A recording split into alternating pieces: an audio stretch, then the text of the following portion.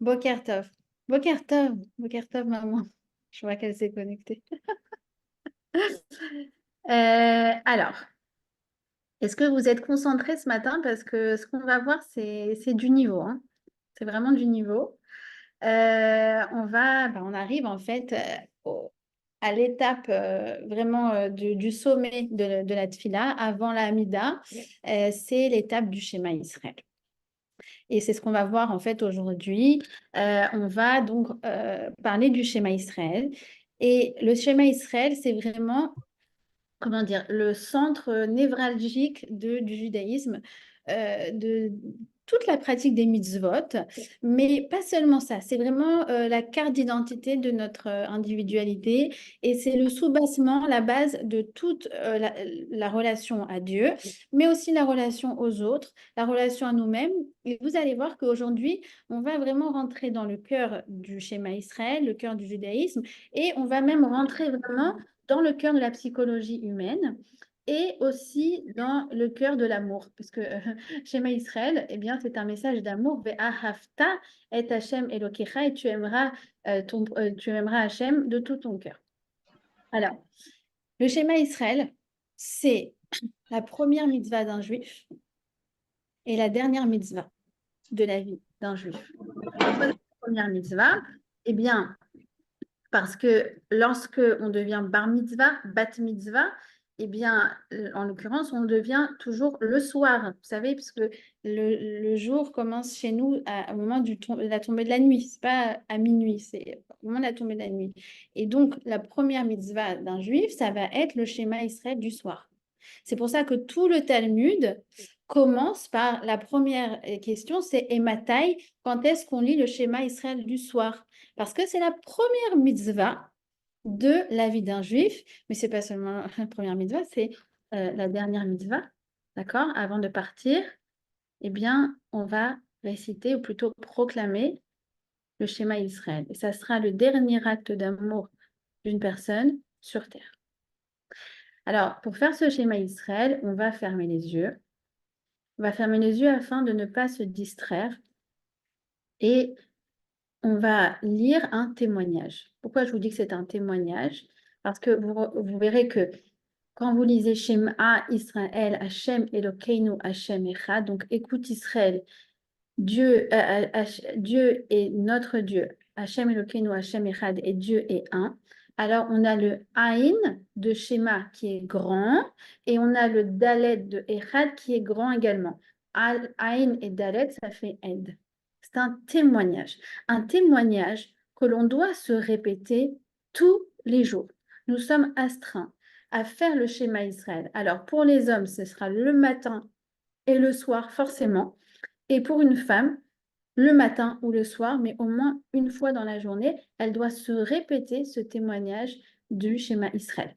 Alors ce qu'on va faire aujourd'hui, je vous préviens d'avance, c'est pas une étude de texte. C'est pas une étude de texte, mais c'est en fait un état d'esprit qu'on va décrire et auquel on va devoir se reconnecter le matin et le soir. Comme un téléphone, c'est qui a besoin de se brancher une fois par jour, sinon ça y est, il n'a plus de batterie. Alors nous aussi, chaque jour, on doit se rebrancher, se reconnecter à la force du schéma Israël. D'accord? Et je vais vous expliquer, donc ça va être un cours en deux parties. La première, je vais vous expliquer la structure du texte, qu'est-ce qu'elle implique comme message. C'est la partie un peu coriace, je vous préviens d'avance. Et ensuite, en deuxième partie, eh bien, on va se concentrer sur un mot, et c'est le mot Echad. D'accord? Alors, d'abord, on va parler de la structure. Bah, sachez juste que ce que je vais vous enseigner maintenant dans ce cours, c'est quelque chose que moi, personnellement, j'ai mis des années à comprendre. Mais vous allez comprendre en une demi-heure. D'abord parce que vous êtes plus intelligente que moi. Et parce que je vais vous illustrer par des exemples et du coup, ça va devenir concret en fait pour vous. D'accord? Moi, je me suis vraiment efforcée d'appliquer ce principe-là que j'avais entendu du Rabbi Jacobson dans la vie de tous les jours et dans ma vie spirituelle, mais aussi le développement personnel et le relationnel. C'est toujours ces trois axes, hein. Vous remarquez que le judaïsme s'intéresse toujours à ces trois axes. Développe la vie spirituelle, donc la relation avec Hachem, la vie relationnelle, d'accord, la qualité relationnelle, donc c'est la relation aux autres, et le développement personnel, c'est la relation à moi-même. C'est toujours ces trois axes-là. Alors, on a dans le schéma Israël, on a 3 paragraphes. D'accord? Un premier qui est Ve'afta et Hashem Elokecha bechol evavcha vechol nafshecha vechol meodecha. Donc tu aimeras Hashem de bechol evavcha, de tout. Alors tes cœurs, on va expliquer pourquoi c'est écrit tes cœurs. On va pour l'instant traduire ça par ton cœur. Bechol evavcha vechol nafshecha, de toute ton âme. Et vechol meodecha, meod, c'est de tout ce qui est cher à tes yeux. Meod, ce qui est cher à tes yeux, c'est-à-dire ton temps, ton argent, tes efforts, voilà, tout ce que tu as en fait dans ta possession. Tu dois l'aimer de toutes ces choses-là. D'accord? Et ensuite, on a Vehaya, Imshamo, Atishmeu, si vous écoutez mes paroles, etc. Alors, c'est quoi la structure? Vous êtes concentré ou pas? Oui? Il faut être concentré. Hein. De Oui, tous les moyens. Oui, c'est bien traduit, tous tes moyens, Méodécha. Merci. Qui a dit ça? C'est Alison. Merci. Voilà, de tout ce que tu as, tes moyens. Exactement. Alors, on a un premier paragraphe, Ve'afta et Hashem Elokecha, qui parle d'une relation à Dieu qui est, on appelle ça en hébreu, l'ishma. D'accord? Alors, c'est quoi l'ishma? Je vais expliquer après. Et qui parle également d'amour, Ve'afta et Hashem Elokecha. Ça, c'est le premier paragraphe. Le deuxième paragraphe parle d'une relation à Dieu qui est l'olishma, ça je vais expliquer, et qui parle de toutes les conséquences de nos actes. C'est-à-dire, voilà, si tu gardes les mitzvot, très bien, tu auras la bracha, tu auras ceci, tu auras cela, tu auras une vie heureuse. Par contre, ah oui, attention, si ce n'est pas le cas, on va lire des choses qu'on va même lire en chuchotant, tellement elles sont effrayantes. D'accord? Et la deuxième ne parle pas d'amour, mais elle parle de servir Hachem, ou les ovdo. La première, elle parle de Ahavat Hachem, l'amour d'Hachem. La deuxième parle de Avodat Hachem, c'est-à-dire le service de Dieu. D'accord? Premier paragraphe, deuxième paragraphe. Troisième paragraphe parle de quoi? Elle parle de la mitzvah de tzitzit.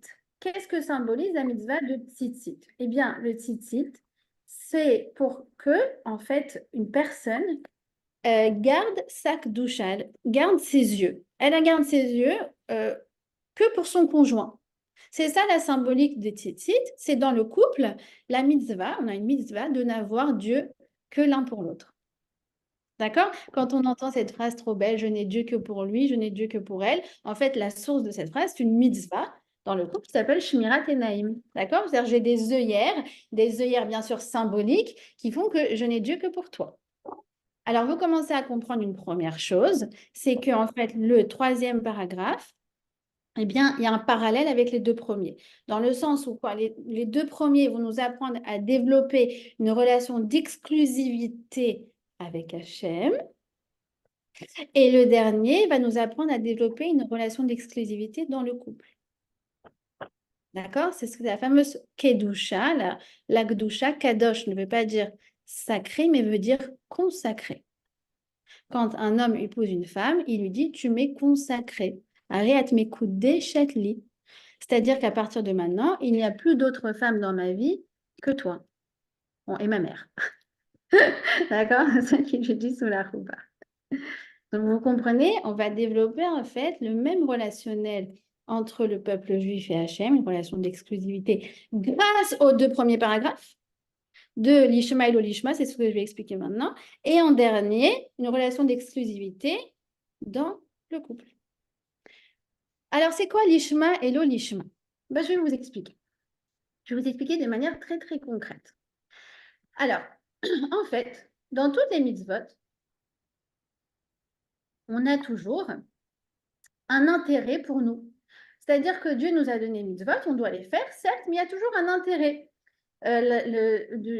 L'intérêt du sens que ça donne dans nos vies, l'intérêt de ce que ça m'apporte dans mon quotidien, dans mon système relationnel, mais aussi la garantie, la promesse que Hachem nous donne qu'il y a une bracha que j'ai quand je respecte les mitzvot. Donc même dans ça, j'ai un intérêt. D'accord? C'est la notion de ce qu'on appelle en hébreu sachar ve'onesh. C'est punition et récompense. Attention, punition et récompense, c'est pas automatique. Ça veut dire que si quelqu'un il ouvre son magasin à Shabbat, la punition, c'est pas qu'il n'y aura pas de clients ce jour-là, hein. Ou que son magasin il va brûler le dimanche. Ça n'existe pas. Non, les clients, ils vont rentrer, tout va avoir l'air tout à fait normal. Ils vont acheter dans sa comptabilité, il va voir son chiffre d'affaires augmenter. Mais tout d'un coup, bah, les dépenses, elles vont augmenter en même temps. Et tout d'un coup, la dent de son fils, elle va pousser tordue. Il va devoir payer un traitement orthodontique. Et puis, il y a la réparation de la voiture parce que tout d'un coup, elle s'est cassée. Puis, il y a une fuite d'eau. Et puis, il y a une assurance. Et puis, il y a machin. Et puis... Donc, au final, on a la garantie qu'il n'aura rien gagné de plus, si ce n'est la fatigue d'avoir travaillé un jour de plus. Et tant pis pour lui. D'accord? Donc, on sait qu'il y a un Sahar et Onesh, qu'il y a un système de punition-récompense dans le monde, même si ce n'est pas directement visible et encore moins sur le court terme. D'accord? Il y a aussi autre chose, un autre intérêt qu'on a dans le Lolishma, c'est qu'on aura une récompense dans le monde futur. Et vous savez que la récompense dans le monde futur, ce n'est pas du tout l'essentiel du judaïsme. Ce n'est pas du tout vers ça qu'on se tourne. C'est vraiment la cerise sur le gâteau. D'accord? Ça, c'est l'olishma. C'est tout ce que je retire de positif parce que Dieu nous a donné une Torah qui est censée être une Torah d'épanouissement. C'est un code pour m'apprendre à développer mon potentiel et c'est le chemin pour une vie heureuse. Et sur ça, j'en ai aucun doute, même si je ne le vois pas de manière court terme et concrète. D'accord? Mais sur le long terme, c'est évident que je vais le voir. Ça, c'est le l'olishma. D'accord? Maintenant, l'ishma, c'est quoi? C'est la partie pour Dieu. Je le fais, non pas parce que j'ai un intérêt dans la chose, mais je le fais parce que c'est Dieu qui l'a ordonné. Et en vérité, dans toutes les mitzvot, on a toujours ces deux parties qui s'agencent. D'accord? Par exemple, Shabbat, c'est génial. OK? C'est vraiment. Alors, Shabbat, c'est du lolishma. Tu te dis, c'est quoi? C'est une mitzvah pour Hachem, c'est une mitzvah pour mon repos, pour ma qualité de vie. Je me déconnecte une fois par semaine, je n'ai pas de téléphone. Tout me laisse tranquille. C'est une mitzvah pour mon estomac. Je mange bien pour me déconnecter, pour me ressourcer. Enfin, c'est extraordinaire. Et pour développer des liens authentiques et relationnels avec mes proches. C'est extraordinaire. Mais arrive à certains moments où c'est clairement l'ishma. Pourquoi? Parce que quand tu arrives et on te dit ah, mais oui, bienvenue chez nous, bah, désolé, on habite au 7e étage, vous devez monter à pied. Ben, regarde, tu fais, ah ouais, voilà, chaque marche, c'est de l'ishma, l'ishma, l'ishma, l'ishma, l'ishma. D'accord? Ou quand tu montes, par exemple, tu manges Seudash Lichit à 4 heures en hiver, alors que tu te levais table à 15 heures après une DAF, tu n'as pas du tout envie de manger. Tu manges ton motzi comme ça à 16 heures, l'ishma. C'est du lishma à 100%. D'accord? Et tout est comme ça. Toute la présentation de la Torah, elle est comme ça. Et c'est comme ça qu'on doit vivre notre judaïsme. Il y a une grande partie qui est l'olishma, qui est pour nous, qui est 100% pour notre intérêt, parce qu'Hachem nous aime et il nous a donné une Torah de kiff. D'accord? Par exemple, moi, quand je présente les choses aux calottes qui vont se marier, je leur présente la mitzvah du mikvé. Je leur dis d'entrée de jeu. D'accord? Je leur dis, regarde, je t'explique. C'est une mitzvah tellement fondamentale, que en fait, c'est la seule mitzvah qui nous concerne, où en fait, on devrait être prête à donner sa vie plutôt que de transgresser la mitzvah du mikvé. Ah. Et juste après, j'enchaîne avec quoi? Mais regarde, surtout, qu'est-ce que ça t'apporte dans la vie? Ça enrichit la qualité relationnelle, ça rafraîchit les liens dans le couple, ça renouvelle les liens, ça rend la femme plus attirante aux yeux de son mari, ça renforce la qualité des relations intimes à tous les points de vue. D'abord parce qu'ils se sont manqués, parce que du coup, ils ont développé beaucoup de sentiments. Donc, quand ils se retrouvent dans l'intimité, c'est avec tous ces sentiments où ils se retrouvent, etc., etc. C'est même bon pour la santé de la femme. Je leur montre qu'au Congrès mondial de la santé, ils ont dit qu'en fait, toutes les femmes au monde, elles devraient attendre 7 jours après l'arrêt des règles pour de nouveau avoir des relations intimes, etc., etc. D'accord?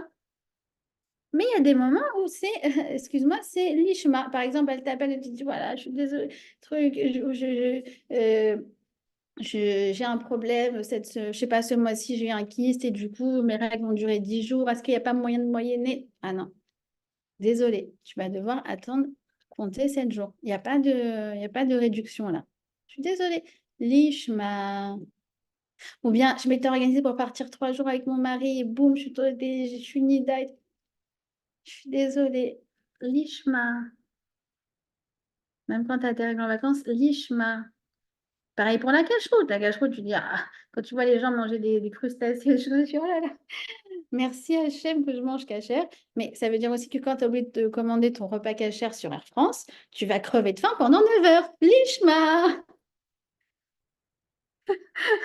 Commencez à comprendre c'est quoi le judaïsme ou pas? C'est toujours ces deux parties en fait. Maintenant, expliquons le principe.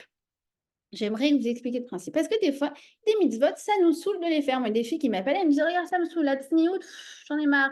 Le Shabbat, non, là, c'est compliqué. Oh, cache-route en vacances, etc. Alors, c'est quoi le principe? Le principe, c'est le paragraphe numéro 1 qui me le donne. C'est qu'en fait, je dois faire les mitzvot, l'ishma, no matter what, quoi qu'il en soit. Peu importe si ça m'arrange, ça ne m'arrange pas, je dois les faire. Premier paragraphe. Maintenant, pour me donner les moyens d'y arriver, je vais utiliser le deuxième paragraphe, c'est-à-dire quoi? Comme je me suis fixé d'y arriver de manière inconditionnelle, quoi qu'il en soit, Shabbat c'est Shabbat, Kasher c'est Kasher, Mikveh c'est Mikveh, Tzniout c'est Tzniout, alors je vais me donner les moyens d'y arriver. C'est comme des filles qui m'appellent qui me disent ah, Tzniout, ça me saoule, ça me saoule. Je leur dis regarde, va faire du shopping et achète-toi des choses que tu aimes, qui sont dans ton style, que tu kiffes. Et c'est comme ça que tu vas aimer la Tzniout. Mais il faut comprendre que c'est le code vestimentaire de la femme. C'est la base. C'est la base. Une fois que toi, tu t'es fixé ça, tu as compris qu'il n'y avait pas d'autre choix que t'habiller selon cette mode vestimentaire que le créateur nous a donné, parce qu'il veut qu'on ressemble à des princesses et qu'il veut qu'on soit belle. Et soit dit en passant, les règles vestimentaires de la famille royale en Angleterre, c'est exactement les règles de la tsniout. D'accord? Donc, il nous a donné ça. Maintenant, va te faire un kiff. Va chez Zara, va chez H&M, va où tu veux et t'achètes selon ton kiff. Donne-toi les moyens d'y arriver. Et c'est vrai pour tout. Par exemple, Shabbat. Tu dois faire en sorte que ça soit un kiff à la maison parce que tu veux que les membres de ta famille, ils s'attachent au Shabbat. Tu comprends? Donc quoi? Il faut que ça soit le kiff, on chante, on rigole, il y a des choses à manger, on n'éduque pas Shabbat, comme dit le Rav, euh, ah, le Rav Kaufman. Il n'y a pas, on n'éduque plus. Shabbat, c'est Walt Disney, c'est ce que tu veux. Enfin, Walt Disney, c'est l'ambiance à la maison. Il y a pas, on n'éduque pas Shabbat. C'est pourtant, Rav Kaufman, c'est un spécialiste de l'éducation. Il te dit, non, c'est une, une pause dans toute la course de la semaine et tu laisses tes enfants tranquilles. Maintenant, une fois qu'ils sont attachés au Shabbat, ils vont le garder, bah, même quand ça ne les arrange pas. Ça veut dire quoi? Ça veut dire les partiels qui tombent samedi, voilà, comme une femme qui m'a raconté ça ce Shabbat. Elle m'a dit, voilà, ma fille, elle a révisé toute l'année, elle se rend compte que les partiels, c'est Shabbat. Bref, elle a eu un miracle, mais tu te dis, waouh, mais comment tu as fait pour arriver à faire que ta fille, elle est prête à jeter un an d'études à la poubelle plutôt que de transgresser un Shabbat? Et c'est à tous les niveaux. C'est par exemple, des fois, tu sais, il y a les copains qui appellent, ouais, viens, par exemple, des copains qui sont pas chômeurs Shabbat, et qui disent, allez, viens, on va se faire un kiff. Ah non, mais moi, je t'explique, je veux rester chez ma grand-mère. C'est-à-dire, je veux rester chez ma grand-mère. Ouais, parce qu'en fait, chez ma grand-mère, il fait bon vivre. Et c'est comme ça que je me suis attachée à Shabbat. Et toute la Torah, elle est comme ça. Toute la Torah, en fait, elle est basée sur ce système. Qui fait qu'à la fin, tu arrives à un lishma, un truc complètement fou. Comme aussi une histoire qu'on m'a racontée récemment. Alors, c'est un garçon qui a fait, donc il a étudié 5 ans, tous ses partiels, toutes ses études, tous ses trucs pour être notaire en France. L'année de l'examen final, pour avoir son diplôme de notaire pour pouvoir exercer, on lui dit examen tombe Shabbat. Elle dit l'examen tombe Shabbat, ben, je ne peux pas y aller.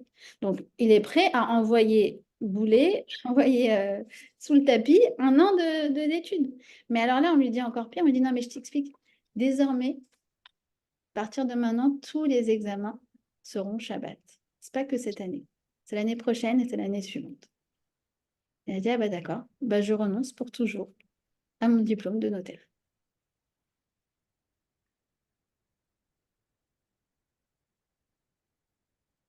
Je me dis, waouh, mais comment au 21e siècle, on arrive à une telle messiroute nefesh. Soit dit en passant, lui-même, il témoigne, si vous avez... Bref, si vous... En tout cas, il a témoigné dans certains endroits, je ne sais pas, peut-être sur Torah Box ou quoi, mais lui-même, il raconte qu'en fait, il a ressenti que c'est ça qui lui a ouvert toutes les portes de la bracha. Il a ressenti. D'accord? Donc, en fait, c'est quoi l'idée? Comment on arrive à cet idéalisme qu'en fait, le schéma Israël, il prône? Il veut que tu te fixes ça comme idéal. Il veut que ça soit ça la vie d'un juif. L'image, c'est quoi? C'est qu'en fait, je veux tellement m'attacher à cette mitzvah. C'est ce que je me suis fixé au départ. C'est le paragraphe numéro 1. L'ishma, c'est parce que Hachem l'a dit, et même si ça ne m'arrange pas, je ferai cette chose-là et personne ne va m'en empêcher. Alors, comme je me suis fixé ça, eh ben, je vais fabriquer des cordes autour de cette chose auquel je veux m'attacher. Je veux m'attacher à cette mitzvah. Et donc, je vais trouver des cordes pour m'y attacher. C'est quoi des cordes? Eh ben, c'est le kiff, c'est le plaisir, c'est le sens que ça donne. C'est tout ce que j'ai comme intérêt. D'accord? Et une fois que, bah, pour raison X, Y ou Z, ben, toutes ces cordes du sens, du plaisir, de la joie, de tout ça, eh bien, on me les enlève.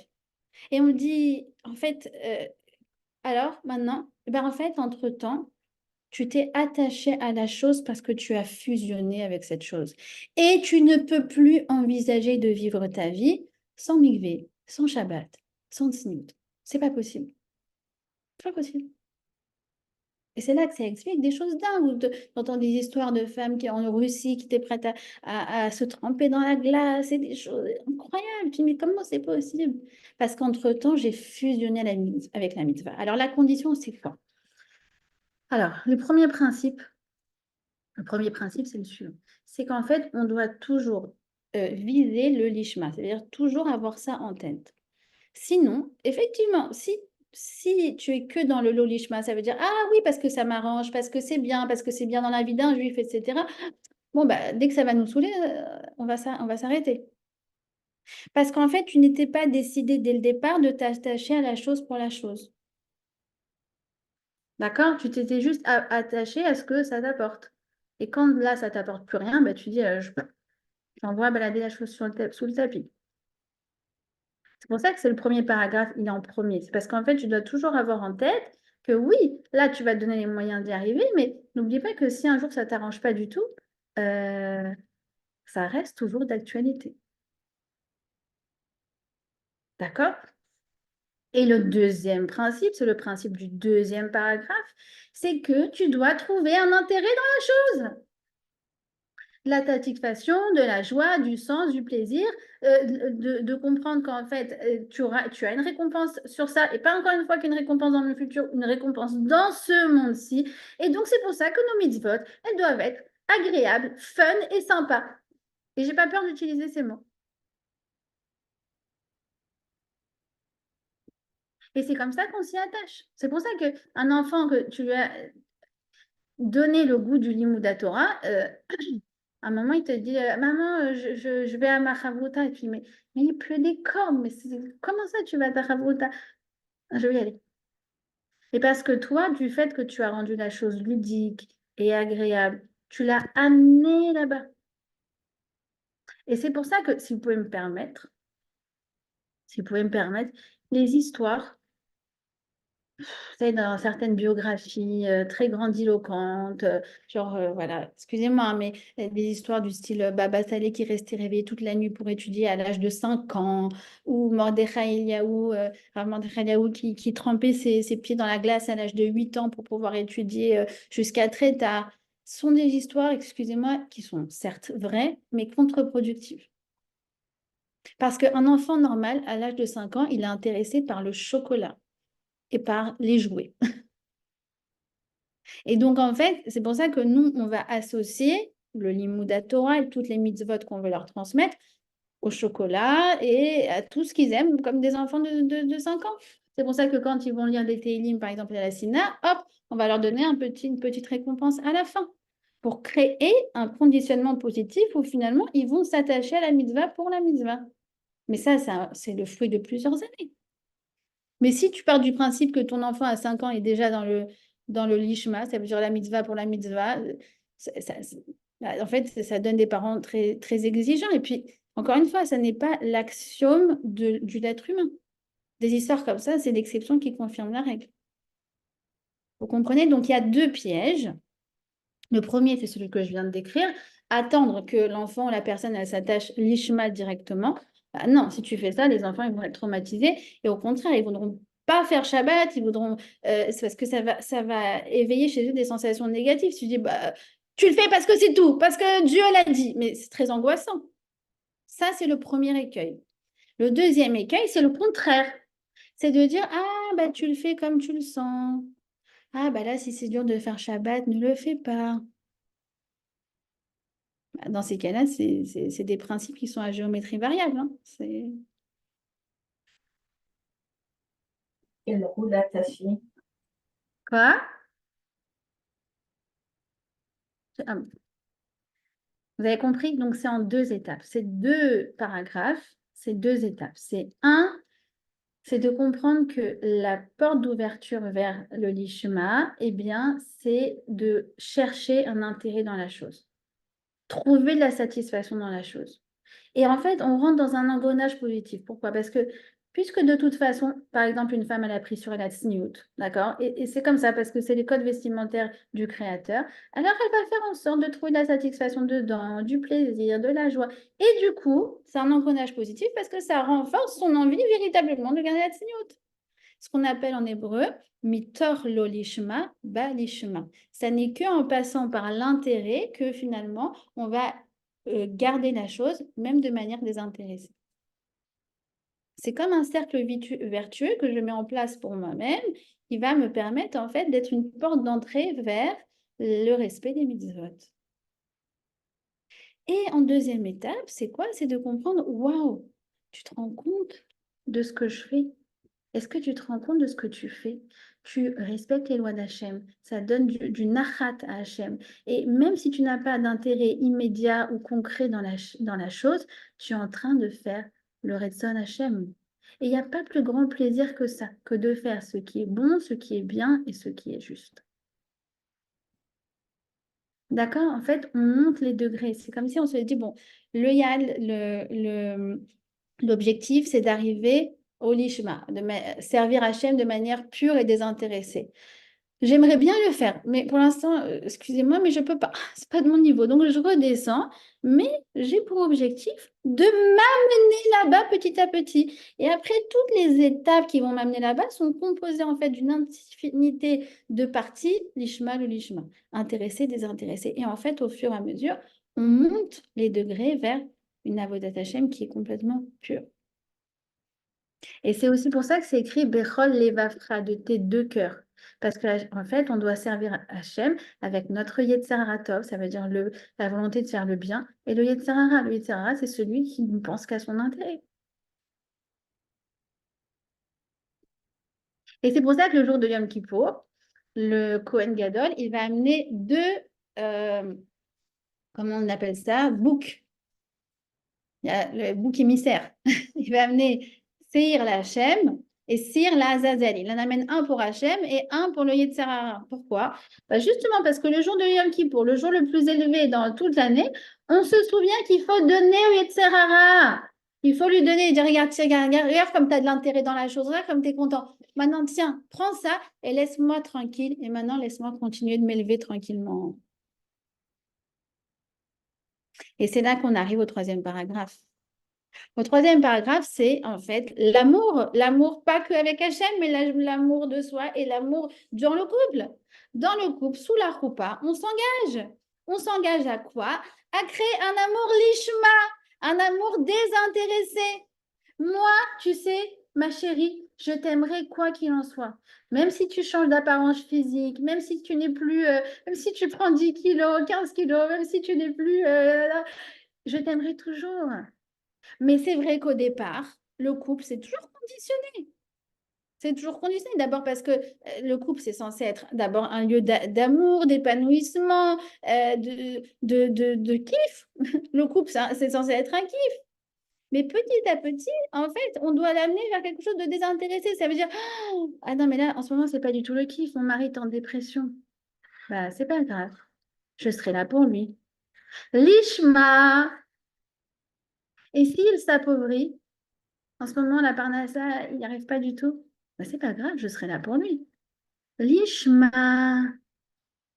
Et s'il devient malade, Ras Shalom, bah, je serai là pour lui. Lishma. C'est là que tu vois des scènes incroyables comme celle que je vois tous les Shabbats d'un couple dont le mari, nous Alzheimer. Donc voilà, il oublie tout. Alors ce qui est mignon, c'est qu'il reste dans les cours de Torah le matin et à chaque fois, bon bref, c'est dur, mais il repose les mêmes questions. Enfin bon, bref. Et sa femme, à chaque fois, tous les matins, elle l'accompagne, elle l'attend. On discute quand je la vois les Shabbats. On me dit que c'est pas facile. Et puis après, ils repartent main dans la main. Et je suis en admiration devant ce couple et là où cette femme, elle l'a emmené, de l'aimer de manière inconditionnelle. Je te rends compte que ton mari n'est plus du tout ce qu'il était. Bah oui, mais je serai toujours là pour lui. Et c'est le secret du couple, c'est l'idée de le faire évoluer, l'amour, de quelque chose de clairement intéressé au départ, de conditionné par certaines choses, comme notamment l'apparence physique de la personne, sa sympathie, son ouverture, les atomes crochus, enfin tout ça, de ce qu'on recherche dans un couple. Vers quoi? Vers un moment, un amour qui est inconditionnel. Du fait que je suis là pour toi, pas parce que tu m'apportes quelque chose, mais parce que je t'aime et que je me suis engagée envers toi. Et même dans la manière dont tu es maintenant, je t'aime et je t'aimerai toujours. C'est pour les deux, Valérie, c'est homme comme femme. Parce que cette mitzvah de Shmirat et Naïm, de en fait n'avoir Dieu que pour lui ou pour elle, c'est une mitzvah clairement pour les deux. D'accord, ok. Hein. Merci. Donc, vous comprenez, c'est pour ça que, par exemple, moi, je me suis toujours, je ne sais pas si vous avez lu les livres d'Albert Cohen. Albert Cohen, bon, était très, comment on appelle ça, très torturé, hein, comme Romain Gary, tout ça. Et Albert Cohen, à chaque fois, donc, toujours, il décrit de grands amours, machin. Et à chaque fois, il disait, mais, il se posait la question dans ses livres, il disait, mais est-ce que je l'aimerais si elle n'avait pas de dents? Est-ce que je l'aimerais si elle n'avait pas de dents? Vous vous rappelez pas, il est toujours dans ses livres, il disait ça. Et on dirait que c'était une question qui le torturait. Et franchement, si j'étais face à Albert Cohen, je dirais que la réponse est dans la Torah.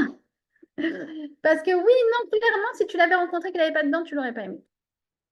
Parce que l'amour commence toujours par quelque chose d'intéressé, de conditionné. Et c'est aussi la main d'Hachem. C'est aussi la main d'Hachem qui a voulu faire en sorte que cette fois-ci, il y a un intérêt dans ce couple pour qu'ils se marient, ils fusionnent. Mais après, on doit amener la chose vers un amour qui est un amour inconditionnel. Même si là, effectivement, elle n'a plus le même sourire, tu dois l'aimer quand même. Vous avez compris pourquoi on est dans le cœur de tout le système relationnel et de toute la relation spirituelle. Parce que même dans le lien avec Hachem, le peuple juif, il a ses hauts et ses bas. Des moments où on dit à Hachem, tu nous contentes pas là, tu sais. Tu sais, tu nous contentes pas là. On a l'impression que c'est dur. Et pourtant, on garde notre émune. Et on la garde à toute épreuve. Parce qu'on est dans une relation qui est une relation de Nishma, qui est une relation inconditionnelle. Et c'est ce vers quoi on s'est amené. Parce que c'est cette chose-là auquel on aspire. Vous avez compris ou pas? Ce que je vous ai expliqué en tamtit, en concentré, en 40 minutes, quelque chose que moi, voilà, vraiment, j'ai mis des années. Oui, on doit amener notre amour vers Hachem, vers l'inconditionnel. Ça veut dire même si ça ne m'arrange pas, même si c'est parce que, même si je vois pas d'intérêt à la chose, vers quelque chose de pur. Mais pour ça, on n'a pas d'autre choix que de trouver un intérêt dans la chose de manière à s'y attacher. Et si c'est la condition de Mais départ, Joy, excuse-moi, j'ai compris dans tout ce que dans les 40 minutes, ah, je suis c'est-à-dire contente. quand on fait, alors écoute-moi, si on fait la mitzvah, il y a parfois l'intérêt, et de toutes les manières, toutes les mitzvahs sont agréables à faire, mais quand tu dis l'ishma, c'est-à-dire Shem, Shem c'est le nom, l'ishma c'est pour elle, pour la mitzvah, pour Pour la Hachem, Exactement. voilà, Voilà. c'est Ça, en qu'on doit globalité, avoir en tête. Je le fais et Baruch Hashem, je trouve un intérêt. Mais même si un jour je ne trouve plus d'intérêt à cette chose-là, je garde en tête le paragraphe numéro 1. voilà, Quoi qu'il, je la ferai. Et ça, c'est la vie d'un juif. Et c'est ouais. la meilleure vie. Parce que c'est une vie d'épanouissement, paragraphe numéro 2, et une vie d'engagement, paragraphe numéro 1. Et c'est pareil dans le couple. Épanouissement, engagement. On est toujours sur ces deux. D'accord? Maintenant, on va enchaîner sur le mot Echad. Alors, le mot Echad, j'aimerais voilà, vous donner, parce que comme je vous dis, on ne va pas faire une explication de texte, parce que le schéma Israël, on a quelques secondes. C'est une mitzvah où en fait, on fait avec la pensée, avec la parole, mais aussi avec la pensée. D'accord? Il y a peu de mitzvot qui sont comme ça. Quand tu allumes les bougies de Shabbat, même si tu n'as pas eu des cavanotes particulières, bon, bah, tu as fait ta mitzvah d'allumer les bougies de Shabbat. Schéma Israël, c'est pas pareil. Schéma Israël, il faut dire le texte, mila bemila, ça veut dire mot à mot. Et en même temps, il faut avoir certaines kavanotes, c'est-à-dire certaines pensées. Et c'est pour ça que je me suis attardée sur cette idée, d'abord parce que, comme je vous dis, c'est la centrale, le central le centre de, comment dire, la structure vraiment du judaïsme, premièrement. Et deuxièmement, parce que voilà, je veux vraiment que vous ayez dans votre sidour, que vous écriviez certaines choses, mais peu. 2, 3, 4 mots. Moi, c'est comme ça qu'il est mon sidour. J'écris quelques mots, mais vraiment un mot, deux mots à côté de chaque bracha ou à côté de chaque prière. Et vous allez voir qu'après Pessah, on va étudier la Mida. C'est ce que aussi je vais vous inviter à faire. Et donc, j'aimerais que vous dites tous les matins, Hachem, je te servirai même si ça ne m'arrange pas. Ce que tu m'as demandé de faire, je les ferai de manière inconditionnelle. Mais comme je t'aime tellement et que je veux tellement m'attacher à ta Torah et à tes mitzvot, je vais tout faire pour m'attacher au commandement que tu m'as donné. Voilà, c'est la kavana qu'il faut avoir. D'accord? Alors ensuite, le echad. Alors quand vous dites echad, il y a aussi des kavanotes qu'il faut avoir. Echad, on doit allonger le echad de manière à ce qu'on puisse justement avoir ces kavanotes. Alors la première chose, c'est que quoi? C'est que déjà, vous remarquerez que quand on fait chez Israël, on ferme les yeux. On ferme les yeux déjà pour ne pas se distraire, mais on ferme les yeux pour se souvenir que cette réalité qui paraît multiple, en vérité, elle n'a qu'une seule source. En fait, c'est Akadosh Baruch Hu. Quand j'ouvre les yeux, je vois quoi? Je vois un verre, je vois une tasse, je vois ça, je vous vois vous, je vois tout ça. Non. Là, je ferme les yeux pour me dire que la diversité que je vois dans le monde, les différentes forces qui semblent le régir ce monde, eh ben, en fait, je dois me souvenir qu'il y a une source et elle est unique, et cette source, c'est Akadosh Baruch Hu. En on milvado. Il n'y a rien en dehors de lui. D'accord? C'est comme un rayon de soleil. Quand il est prismé, vous savez, on le passe dans le prisme, il va donner toutes les gammes de couleurs de l'arc-en-ciel. Mais en fait, la source, elle est unique. C'est la même chose. Le monde, il te semble te montrer de la diversité, mais en vérité, la source, elle est unique. Il est la source de toutes les réalités et il est la force suprême et éternelle. C'est ce dont on doit se souvenir le matin, chaque fois qu'on dit Shema Israël, qu'en fait, tout est éphémère dans ce monde, sauf lui. Et c'est ça d'ailleurs ce qui donne la force d'agir l'Ishma. Je vous donne un exemple comme ça, moi, quelque chose qui m'avait toujours marqué. C'était le premier mariage d'une amie auquel j'ai assisté.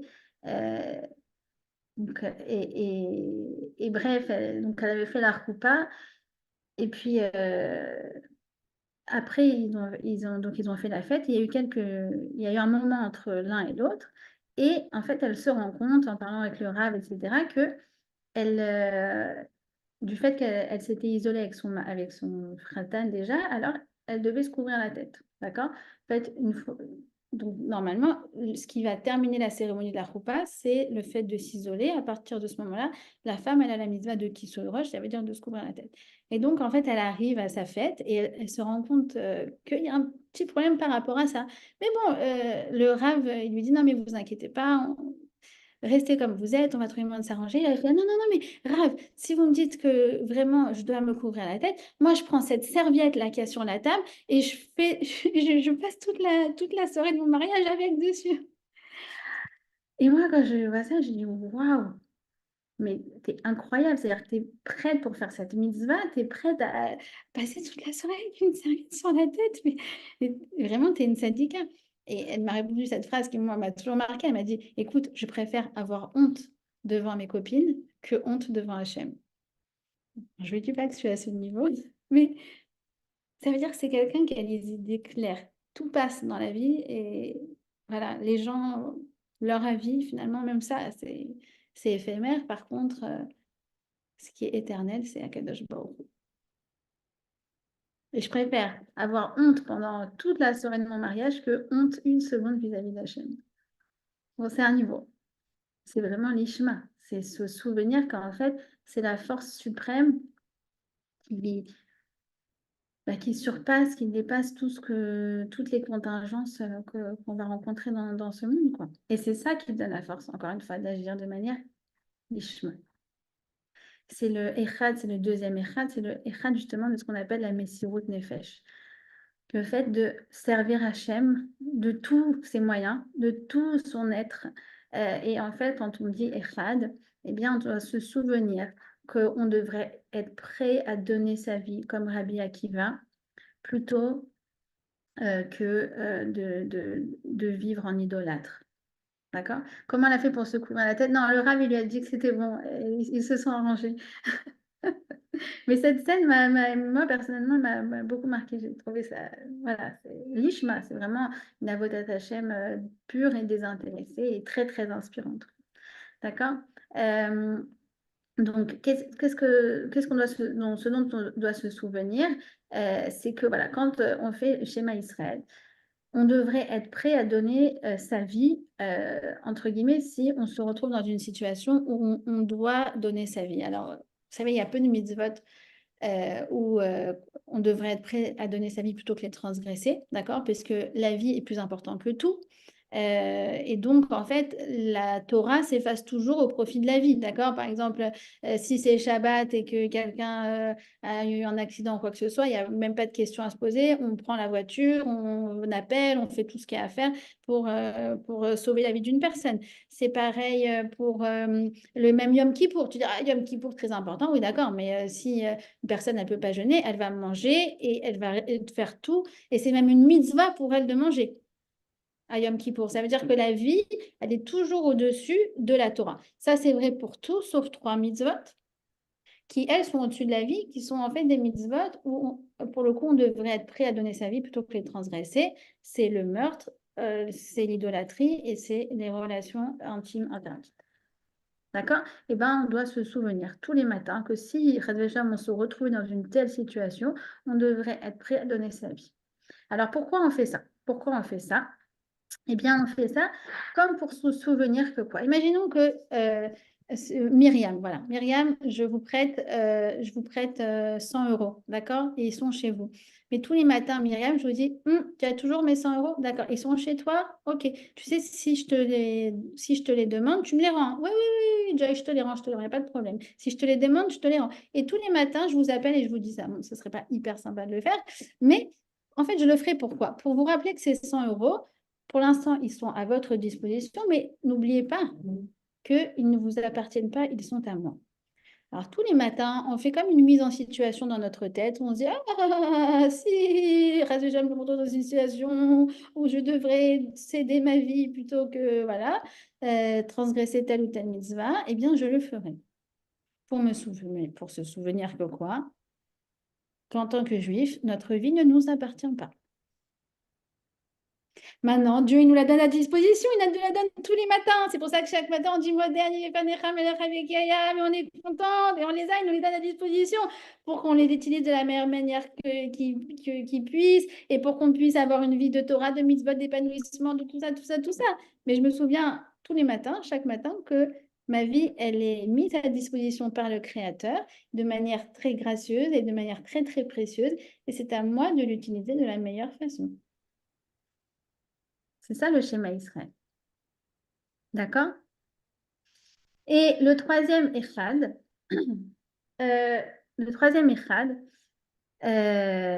c'est quoi? Le troisième Echad, c'est c'est la chose suivante que j'aimerais partager avec vous. C'est une très très belle idée qui, voilà, aujourd'hui on est le 7 avril, c'est 6 mois depuis le début de cette guerre. Et il y a en fait quelque chose d'extraordinaire qu'on nous dit à propos du fait de gagner les guerres. Dans la paracha de Ki-Teitzei, donc qui parle de la guerre, il y a un moment où Dieu va nous dire que même si euh, euh, vous ne récitez que le schéma Israël, ça veut dire que c'est encore la dernière mitzvah que vous gardez, alors cette mitzvah sera suffisante pour vous aider à gagner la guerre. Cette mitzvah-là, c'est celle qui va vous donner le koach anitzachon, la force de la victoire. Alors là, tu dis, oh là là, je ne connaissais pas ce scoop-là. Alors, c'est intéressant parce que vraiment, pour le coup, depuis le 7 octobre, enfin, vous avez vu, je ne sais plus, vous vous rappelez, il y a 3 semaines, il y avait le schéma Israël international. On a tous dit schéma Israël à la même heure. Qu'il y a des choses qui sont passées qui sont incroyables au niveau du schéma Israël. Il y a beaucoup d'Israéliens qui ne sont pas du tout religieux, qui ont dit, bah, moi, maintenant, je dis le schéma Israël, pas parce que je suis religieux, parce qu'en fait, je comprends que c'est la carte d'identité du juif. Ils ont mis des affiches aussi à Tel Aviv. On voyait un type tatoué comme ça et tout, avec les filles en train de faire schéma Israël. Une fille, voilà, je crois aussi un petit tatouage, voilà, enfin, stylé comme ça, une israélienne, quoi, voilà, et en train de faire schéma Israël. Et tu te dis, mais waouh, c'est pas une mode, c'est pas un délire, c'est qu'en fait, le schéma Israël, c'est la carte d'identité du juif. Et à chaque fois qu'on se souvient de la carte d'identité du juif, ça nous donne le mérite de gagner la guerre. Pourquoi? Pourquoi c'est comme ça? Parce que en fait, qu'est-ce qui se passe? C'est que schéma Israël, Hachem Elokeinu, Hachem Echad, ça, on se souvient que quoi? Que Hachem, il est Echad, il est un, même au sein du peuple juif. C'est-à-dire que quoi? Quand on voit le peuple juif, on se dit, ah, mais eux, il y a les séfarades, les ashkénazes, il y a les religieux, il y a les pas religieux, il y a ceux qui ont une kippa comme ça, ceux qui ont une kippa comme ça, il y a les cholonim, les charedim, les... Je sais même plus qu'est-ce qu'il y a comme catégorie. D'accord? Il y a même une catégorie en hébreu qui s'appelle Khardal. Khardal, ça veut dire, c'est très drôle parce que Khardal, ça veut dire Haredi, Dati, Léomi. Donc, c'est une sous-catégorie de sous-catégorie. Et en plus, ça veut dire moutarde. D'accord? Donc, c'est très drôle. Alors, moi, je dis, il y a les Khardal et les ketchup. Voilà, ça me fait rire tout ça. Et les gens, à chaque fois, ils essayent de comprendre, mais vous êtes quoi? Vous êtes Haredi, vous êtes truc, vous êtes machin. Nous, on est ketchup. Voilà, c'est comme ça que je dis, moi. Il y a même un parti à Tel Aviv qui a été créé qui s'appelle Chilonim Ayerokim. Comme si parce que t'es Chiloni, alors t'es vegan. Voilà, c'est là Israël. Voilà. Et ben en fait, il y a quelque chose de très très fort. C'est que quand on se souvient que Hachem, il est Echad, comme je vous l'ai dit, c'est la source de tout ce prisme, cet arc-en-ciel du prisme de la lumière, là, dont je vous ai décrit, qui est en fait une source, c'est la lumière première. Bah, de la même manière, eh bien, l'arc-en-ciel qui compose le Ham Israël avec toute sa diversité et toutes ses couleurs et toutes ses opinions et toutes ses pensées, toutes ses manières de vivre, cet arc-en-ciel, il n'a aussi qu'une source, et c'est Akadosh Baruch Hu. Et quand on fait ça, en fait, on renforce quoi? On renforce le Echad, on renforce notre Ardout. C'est-à-dire qu'en fait, il y a une connexion entre le Echad de Hachem et le Echad du Ham Israël. Et quand on fait ça chaque matin, Shema Israël, Hachem Elokeinu, Hachem Echad, alors on se souvient que même le Ham Israël, avec toute sa diversité, tous ces sous-groupes qui parfois ne pensent pas comme moi, etc., eh bien, tout ça, finalement, on est tous connectés au Echad. Et là, ça fait qu'on se renforce dans le En Od Milvado, qu'il n'y a qu'une force dans ce monde. Et du coup, quand on se renforce dans cette croyance qu'il n'y a que Hachem, en fait, alors on enlève la force à tous nos ennemis. Le Hamas, il n'a plus de force. Le Hezbollah, il n'a plus de force. L'Iran, il n'a plus de force. Puisqu'il n'y en a qu'un qui a de la force. Et c'est Akadosh Baruch Hu. Et c'est incroyable parce que vous voyez que les premiers jours, le 7 octobre, etc., dans les kibbutzim, pour que Tsahal reconnaisse les survivants en tant que juifs et non pas en tant que terroristes, alors il leur disait quoi? Tagidou Shema Israël! C'est comme ça qu'ils le reconnaissaient. Ils disaient, dites Shema Israël. Et là, tu as des gens qui n'avaient jamais dit Shema Israël de leur vie, mais qui connaissaient quand même cette phrase, qui étaient au fond du fond de leur kibboutz, et qui, par le mérite véritablement du Shema Israël, ont eu la vie sauve. Et quelle belle symbolique pour le Ham Israël. Et ça, c'est aussi, ça nous rappelle l'histoire du Rav, comment il s'appelle? C'était l'aumônier de l'armée américaine. Bon, son nom m'échappe, vous savez, qui est parti dans les couvents, là où les enfants avaient été enlevés après la Seconde Guerre mondiale. Enfin, pendant la Seconde Guerre mondiale, ils avaient été cachés là-bas.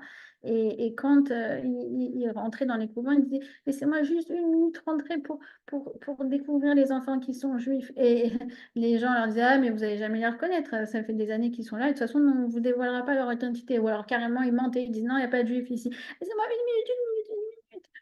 Et rentrer là-bas, les couvents, les orphelinats, écrivaient Shema Israël. Et là, les enfants, ils sortaient de leur lit, ils couraient vers lui, ils disaient, maman, maman. C'est incroyable. Voilà, c'est le schéma Israël. C'est très, très spécial. Alors, de même que Hachem est un, il est la force suprême et il est victorieux sur tout.